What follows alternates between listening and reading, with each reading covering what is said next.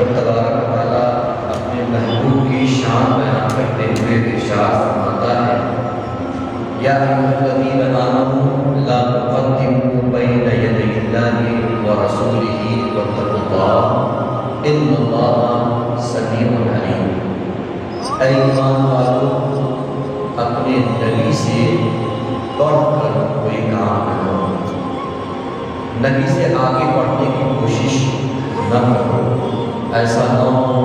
کہ تمہارے سارے اعمال حقارت ہو جائیں، تمہارے سارے اعمال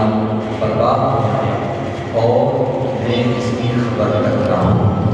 ارشاد ہوتا ہے واتقوا اللہ، اللہ سے ڈرتے رہو، ان اللہ سمیع علیم، اور اللہ سننے والا علم والا ہے۔ آگے تبارک و تعالیٰ ارشاد فرماتا ہے اے ایمان والو لا ترفعوا اصواتکم فوق صوت النبی، نبی کی آواز پر تمہاری آواز بلند نہیں ہونی چاہیے۔ اللہ اکبر، نبی اگر پست آواز میں بھی بات کر رہے ہیں تو تمہاری آواز نبی سے بھی پست ہونی چاہیے۔ سوچیں، جہاں ادب کا اتنا خیال رکھا جا رہا ہو کہ نبی کی بارگاہ میں آنے کے بعد آواز بھی نبی سے بلند نہ ہونی چاہیے،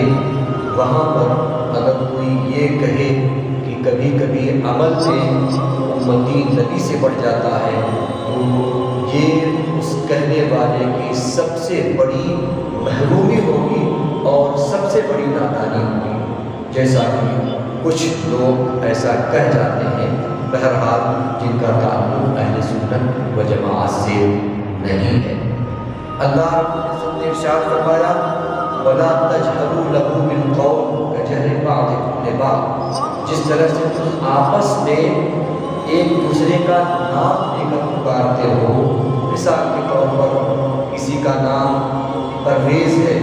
پرویز کر کے پکار لیتے ہو، ایوب ہے ایوب کہہ کے،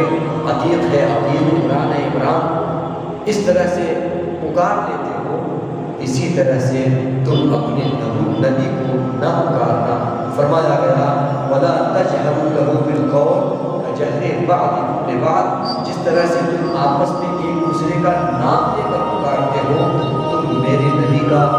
نام لے کر مت پکارنا، بلکہ جب پکارنا ہو کبھی یا رسول اللہ کر کے پکار دینا، کبھی یا نبی اللہ کر کے پکار دینا، کبھی اے میرے آقا کہہ کے پکار دینا، کبھی مولائی کہہ کے پکار دینا، کبھی سرکار کہہ کے پکار دینا۔ یہ وہ مقام ہے جہاں پر آ کر سیدنا جبریل امین بھی یا رسول اللہ یا نبی اللہ کی صدائیں لگاتے ہیں، تو ہماری اور آپ کی کیا مثال ہے کہ ہم اس پیارے عظیم نبی کا نام لے کر یا محمد کہہ کے پکاریں۔ اس وجہ سے لفظ یا محمد ڈائریکٹ جس طرح سے آپس میں ہم ایک دوسرے کو بلا کے کہتے ہیں اے فلاں، اس طرح سے بلانے کو اس بارگاہ کی بے ادبی قرار دی گئی۔ آپ پورا قرآن اٹھا کر دیکھ لیں، پورے قرآن میں کہیں بھی آپ کو یا محمد نہیں ملے گا، جہاں بھی آپ کو ملے گا تو وہ ملے گا یا ایھا النبیو ملے گا، یا ایھا الرسولو ملے گا، یا رسول اللہ ملے گا، یا نبی اللہ ملے گا۔ قرآن اور حدیث کی تعلیمات ہمیں یہ بتاتی ہیں کہ رب تبارک و تعالیٰ کے محبوب کی بارگاہ کا ادب کیسا ہے۔ ارشاد ہوتا ہے ان تحبط اعمالکم وانتم لا تشعرون، اگر تم نبی کو بھی جس طرح سے آپس میں ایک دوسرے کو پکارتے ہو، اگر تمہیں بھی تم ایسے ہی پکارنے لگے تو بہت ممکن ہے کہ تمہارے سارے اعمال ضائع ہو جائیں اور تم کو خبر بھی نہ ہو۔ سارے اعمال، جتنا روزہ نماز حج عبادات جتنا بھی تم نے کیا ہے، اگر تم نے نبی کو اسی طرح سے پکارنا شروع کر دیا، بلکہ یوں کہہ لیجیے جس طرح سے عام لوگوں کے ساتھ تمہارا برتاؤ ہے، اگر تم نے اپنا برتاؤ نبی کے ساتھ بھی ایسا کیا تو پھر تمہارے سارے اعمال ضائع ہو سکتے ہیں اور تم کو خبر بھی نہ ہو۔ جب یہ آیت کریمہ نازل ہوئی، ایک صحابی ہے جو کان سے کم سنتے ہیں، ظاہر سی بات ہے ہم اور آپ سمجھ سکتے ہیں جو کان سے کم سنتا ہے کہ وہ اس کی آواز بلند نکلتی ہے، کیونکہ وہ یہ سمجھتا ہے کہ سامنے والا بھی میری آواز نہیں سن پا رہا ہے، اس وجہ سے اس کی آواز بلند نکلتی ہے۔ جو کان سے کم سنے وہ تیز سے بولتا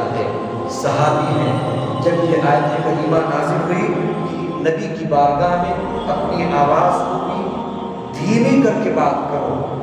تو ان صحابی نے سوچا شاید یہ میرے حق میں قرآن پاک کی آیت نازل ہوئی، کیونکہ میں ہی نبی کی بارگاہ میں بلند آواز کے ساتھ بات کیا کرتا ہوں۔ حالانکہ ان کا کوئی انٹینشن نبی کی بارگاہ کی بے ادبی کا نہیں تھا، بس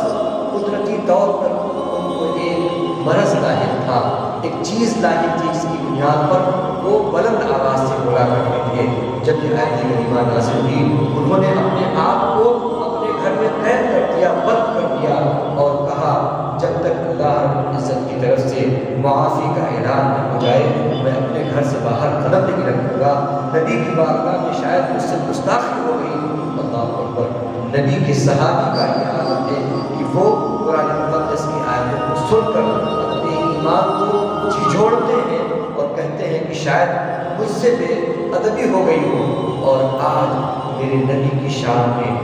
جو بھی چاہ رہا ہے بکتا جا رہا ہے، جو بھی چاہ رہا ہے وہ نبی کی شان میں بدتمیزی کے الفاظ بول رہا ہے۔ لیکن ایک بات ان ہرزہ رساؤں کو یاد رکھ لینا چاہیے کہ اللہ رب العزت صرف اور صرف اپنی عذاب میں ڈھیل دے رہا ہے، اور جس دن اللہ کا عذاب آئے گا تو ایسے لوگ جو نبی کی بارگاہ کی گستاخی کر رہے ہیں ان کا انجام بہت برا ہونے والا ہے، بہت برا ہونے والا ہے۔ یہاں تو جو کوئی سوچتا ہے ذرا فیمس ہو جائے، مشہور ہو جائے، تو سوچتا ہے کہ چلو ان کے نبی کی شان میں کچھ بول دو، اسلام کے خلاف کچھ بول دو۔ ارے تم کیا، تمہارے جیسے ہزاروں لاکھوں آئے اور چلے گئے، اسلام کل بھی تھا، آج بھی ہے، اور انشاءاللہ دنیا کا کوئی مذہب رہے نہ رہے، قیامت تک جو مذہب باقی رہنے والا ہے وہ اسلام ہے۔ کیوں؟ اس لیے کہ اسلام ہمارے اور آپ کے چلانے سے نہیں چلتا ہے، اسلام کا سارا نظام خالق کائنات کی طرف سے چلتا ہے۔ اور یہ بھی کام کھول کر لوگ سن لیں، جو نبی کی بارگاہ کی بے ادبی کرتے ہیں، جب رب کا عذاب آتا ہے تو پھر ان کو مہلت بھی نہیں ملتی، اور وہ پوری کائنات، پوری دنیا کے لیے تعزیہ عبرت ہو جاتے ہیں، اور لوگ ان کی مثالیں پیش کیا کرتے ہیں۔ ابو لہب کو آپ دیکھ لیں، جب تک دنیا رہے گی صرف ایک کلمہ اس نے کہا تھا نبی کی بارگاہ کی بے ادبی کا۔ رب تعالیٰ نے پوری سورۃ کریمہ نازل فرما کے قیامت تک کے لیے اس کے لیے لعنت کا طوق ایسا اس کے گردن میں ڈالا ہے کہ جب تک دنیا قائم رہے گی لوگ تبت یدا ابی لہب پڑھتے رہیں گے اور اس کو لعنت ملعنت کرتے رہیں گے۔ اس وجہ سے نبی کی بارگاہ کا ادب سیکھ لینا چاہیے۔ یہ تو وہ مقام ہے جہاں پر فرشتے بھی آتے ہیں تو بڑے ادب سے سلام کرتے ہوئے آتے ہیں، حضرت جبریل امین آتے ہیں، نبی اگر آرام فرما رہے ہیں تو نبی کو آرام میں خلل نہیں دیتے، بلکہ جب نبی جگتے ہیں تبھی جا کر اللہ کا پیغام پیارے آقا کے پاس تک پہنچاتے ہیں۔ یا یہ حکم دیا جاتا ہے کہ آپ اپنے ہونٹوں کو نبی کے قدموں سے لگائیں، جب نبی جگ جائیں تب جا کے پیغام پہنچایا جائے۔ اللہ اکبر! یہی وہ مقام ہے کہ حضرت ابوبکر صدیق کے پیر میں آپ نے تاریخ کا حصہ پڑھا ہوا ہے، ابوبکر کی صدیق کے پیر میں سانپ ڈنک مارتا رہا لیکن آپ نے قدم نہیں ہٹایا اور یہ اعلان کر دیا صدیق بولے سانپ سے ایڑی نہ ہٹے گی، میں ایسا ہو نہیں بنتا۔ آپ نے ایڑی نہیں ہٹائی، کیوں؟ اس لیے کہ ایک طرف سانپ تھا اور دوسری طرف ساری کائنات کے آقا جناب احمد مجتبیٰ محمد رسول اللہ صلی اللہ علیہ وسلم ان کے زانوئے مبارک پر اپنا سر رکھ کے آرام فرماتے۔ ادھر محبت یہ گوارا نہیں کرتی تھی کہ آقا کو تکلیف دی جائے اور یہ کہا جائے حضور کوئی جانور ہے، کوئی موذی جانور ہے جو میرے قدموں میں ڈس رہا ہے۔ نہیں، یہاں تو یہ مقام ہے کہ اگر ڈس رہا ہے تو ڈس لینے دو، جان جا رہی ہے تو جانے دو، لیکن نبی کی محبت میں فرق نہیں آنا چاہیے۔ اور سیدنا ابوبکر صدیق نے اپنے عمل سے یہ ثابت کر دیا کہ یہ جان بھی نبی کے صدقے میں ملی ہے، اور اگر نبی کی راہ میں چلی جاتی ہے تو اس جان میں بھی معراج ہو جائے گا۔ یہی مقام ہے جہاں پر حضرت سیدنا علی مرتضیٰ مولائے کائنات، علی کل ہی ان کی شہادت کا دن تھا، ان کو یاد کرنا ہمارے اور آپ کے ایمان کا حصہ ہے۔ نبی فرماتے ہیں جس نے علی کو محبت کے ساتھ یاد کیا وہ مومن ہے، اور جس نے علی کو عداوت کے ساتھ یاد کیا وہ دراصل منافق ہے۔ وہی علی ہیں نبی پاک صلی اللہ علیہ وسلم ان کے بھی زانوں پر اپنے سر مبارک رکھ کے آرام فرما رہے ہیں، اور سیدنا علی مرتضیٰ دیکھ رہے ہیں سورج ہے کہ دھیرے دھیرے ڈھلتا جا رہا ہے، اب قریب تھا کہ سورج ڈھل جائے گا۔ عصر کی نماز سیدنا علی مرتضیٰ مولائے کائنات کی چلی جا رہی تھی، اب وقت آ گیا تھا کہ اگر نہ پڑھے تو نماز قضا ہو جائے گی۔ آج ہم اور آپ اپنی کتنی نمازیں قضا کر جاتے ہیں، بلکہ کہہ دیجئے کہ قضا تو دور کی چیز، ہم تو نمازوں کو فراموش کر جاتے ہیں، بھلا دیتے ہیں، نمازوں کا ہمارے خیال بھی نہیں رہتا ہے۔ یہاں سیدنا علی مرتضیٰ مولائے کائنات تمام عالم کے مشکل کشا، جب ایک نماز عصر قضا ہو رہی تھی تو ان کی آنکھوں سے آنسو جاری تھے۔ اے اللہ، ایک طرف نبی کی محبت ہے اور دوسری طرف رب کی عبادت ہے، اگر نبی کو جگاتا ہوں تو محبت میں خلل آتی ہے، اور اگر میں نماز نہیں پڑھتا ہوں تو رب کی عبادت میں خلل آتا ہے۔ یا اللہ، بس و بیش کا منظر ہے، کیا کروں کیا نہ کروں۔ ایسے میں آنسو جاری ہوتے ہیں، آپ کے ان آنکھوں سے آنسو جاری ہوتے ہیں، نبی بیدار ہوتے ہیں۔ اے علی کیا ہو گیا؟ حضرت علی نے عرض کیا حضور عصر کی نماز کا وقت نکل گیا، نماز نہ ادا کی۔ آپ نے فرمایا عصر کی نماز بڑی اہم نماز ہے، قرآن کہتا ہے حافظوا علی الصلاۃ والصلاۃ الوسطیٰ، تمام نمازوں کو پڑھو ہی پڑھو، لیکن بیچ والی نماز کا خوب خیال رکھو، یعنی نماز عصر کا خوب خیال رکھو۔ یا رسول اللہ، نماز عصر قضا ہو گئی، اور دیکھ لیں میرے نبی کا مقام اور مرتبہ دیکھ لیں، جب حضرت علی نے نبی کی محبت میں نماز عصر قضا کی تو میرے آقا نے حضرت علی کی محبت میں وہ سورج جو ڈوب گیا تھا اپنے انگلی کے اشارے سے پھر سے واپس کر دیا۔ پوری کائنات نے دیکھا کہ نبی کی محبت میں حضرت علی کے لیے سورج کو پھر سے پلٹایا گیا، اور ایک مرتبہ پھر سے حضرت علی نے نماز عصر ادا فرمائی۔ کہاں ہیں وہ لوگ جو یہ کہتے ہیں کہ نبی کو اس کا علم نہیں ہے، نبی کو اس کا اختیار نہیں ہے، نبی کو اس کا اختیار نہیں ہے؟ ہم تو یہ کہتے ہیں کہ اگر نبی کو اختیار نہیں تو پھر کسی کو اختیار نہیں۔ میرے نبی کو میرے رب نے ایسا با اختیار بنایا ہے، ایسا باکمال بنایا ہے کہ اگر جان مانگو تو جان دے دے، مال مانگو تو مال دے دے، لیکن کسی مسلمان سے یہ نہ ہوگا کہ نبی کا جاؤ جواب دے دے۔ یہی وہ ذات ہے جس پر کل سے لے کر آج تک اور قیامت تک سارے مسلمان جتنا زیادہ ناز کریں، فخر کریں گے، وہ فخر رسولہ، وہ تمام نبیوں کے سردار ہمارے درمیان تشریف لا کر ہمارا گراف، ہمارا اسٹیٹس بلند کر رہے ہیں۔ بہت سارے انبیاء کرام نے چاہت ظاہر کی تھی کہ اے اللہ اس نبی کا دیدار ہو جائے، تو رب تبارک و تعالیٰ نے تمام انبیاء کرام کو ایک ساتھ جمع کیا۔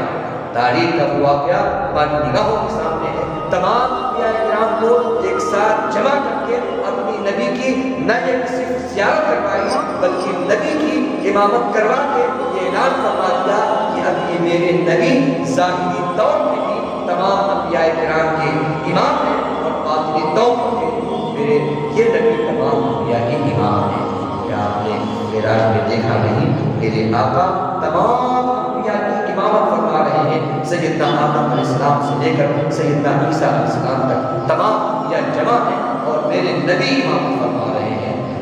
یہاں پر بڑی ایک نکتے کی چیز یہ ہے کہ آخر نبی تو معراج میں نماز لینے جا رہے تھے، ابھی معراج میں پہنچے نہیں تھے، تو پھر آخر یہ کون سی نماز تھی جو میرے نبی پڑھا رہے تھے؟ ہمارا ایمان یہ کہہ رہا تھا کہ نبی نماز لینے جا رہے تھے، لیکن اس سے پہلے ہی میرے رب نے اپنے محبوب کو یہ اعزاز بخشا کہ اے میرے نبی، آپ تو نماز لینے آ رہے ہو، چلو یہ نماز میں آپ کو پہلے سے 2 رکعت کی دے رہا ہوں تاکہ آپ تمام انبیاء کے امام بن کر میرے پاس آئیں۔ اور میرے آقا، ہم سب کے آقا، تمام دنیا جہان کے آقا، تمام نبیوں کے امام بن کر اپنے رب کی بارگاہ میں حاضر ہوئے اور ہم کو فراموش نہ کیا، ہم کو بھلایا نہیں، اس رب کی بارگاہ میں بھی ہم کو یاد کیا، ہم کو یاد کیا، گنہگاروں کو یاد کیا۔ ہم اور آپ آخر پڑھتے ہیں نا التحیات، اس میں ایک کلمہ آتا ہے وعلی عباد اللہ الصالحین سے پہلے کلمہ آتا ہے التحیات للہ والصلوات والطیبات السلام علیک ایھا النبی ورحمۃ اللہ وبرکاتہ، السلام علینا وعلی عباد اللہ الصالحین، السلام علینا، ہم پر سلامتی ہو، ہم پر۔ ظاہر سی بات ہے میرے نبی نے یہ نہیں فرمایا مجھ پر سلامتی ہو، بلکہ ہم پر یعنی ہمارے تمام امتی جن کو میں پیچھے چھوڑ کر آیا ہوں، اے اللہ ان تمام پر تیری سلامتی ہو۔ جو نبی ہم کو میدان بدر میں نہ بھولا ہو، میدان حشر میں نہ بھولے، جو قیامت میں ہم کو نہ بھولے، جو رب کی بارگاہ میں ہم کو نہ بھولے، تو ایسی بارگاہ ناز میں ہم پیش کریں گے۔ ایسے نبی کے لیے اگر ایک جان کیا ہزاروں جان ہو، تو یہ ساری کی ساری جان اگر نبی کے قدموں میں قربان ہو جائے تو قسم خدا کی اس جان کی بھی معراج ہو جائے۔ اللہ رب العزت ہم کو، آپ کو، سب کو نبی کی بارگاہ کی عزت کی، تکریم کی توفیق بخشے اور نبی کے لیے اپنے جان و مال، عزت و آبرو سب کچھ لٹانے کا ہم سب کو جذبہ عطا فرمائے۔ مولا کرم سے ہمارے گناہوں پورا فرما دے، کہنے سننے میں کوئی لفظ شامل ہو مولا معاف فرما کے سب کو اپنی بارگاہ میں قبول فرما دے۔ اے اللہ، رمضان کا آخری عشرہ ہے جس میں بے پناہ گناہگاروں کی بخشش ہوتی ہے۔ اے کریم، اپنے فضل و کرم سے جب یہ رمضان گزر رہا ہو، مولا ہمارا نام بھی جہنم سے آزاد ہونے والوں میں مولا تعالیٰ شمار فرما دے، ہماری گنتی بھی جنت میں داخل ہونے والوں میں ابتداءً ہی اثر نو شروع سے ہی جنت میں داخل ہونے والوں میں ہمارا، ہمارے اہل کا، ہمارے آل کا، ہماری ازواج کا، ہمارے تمام بھائیوں بہنوں کا، تمام مومنوں کا نام مولا تعالیٰ جنت الفردوس میں درج فرما دے۔ مولا ہمارے دعاؤں کو قبول فرما دے، آقا کی بارگاہ میں ہم سبوں کو محبت نصیب فرما دے، ہماری دعاؤں آرزوں کو، تمناؤں کو مولا تعالیٰ پورا فرما دے، بگڑے کاموں کو بنا دے، مشکلات کو آسان فرما دے۔ اے کریم رب، مسلمانوں کی جان و مال، عزت و آبرو کی حفاظت فرما دے۔ آج مسلمان ہر مقام پر تڑپ رہا ہے، مولا تیری آرزو اور تیری تمنا لیے ہوئے اور اس ایمان کے ساتھ کہ تیری ہی مدد آئے گی، تبھی حالات بہتر ہوں گے۔ مولا مسلمانوں کی غیب سے مدد فرما دے۔ اے کریم، اپنے فضل و کرم سے وہ مسلمان جو ظلم کے طور پر قید و بند کی صعوبتوں میں، قید خانوں میں پڑے ہوئے، مولا غیب سے ان کے لیے اسباب راحت اور باہر آنے کے اسباب مہیا فرما دے۔ مولا ہمارے دعاؤں کو قبول فرما دے۔ ان اللہ و ملائکتہ یصلون علی النبی یا ایھا الذین آمنوا صلوا علیہ وسلموا تسلیما۔ اللهم صل علی سیدنا و شفیعنا و حبیبنا و بارک وسلم، صلاۃ و سلام علیک یا رسول اللہ صلی اللہ تعالی علیہ وسلم۔ سبحان ربک رب العزة عما یصفون وسلام علی المرسلین والحمد للہ رب العالمین۔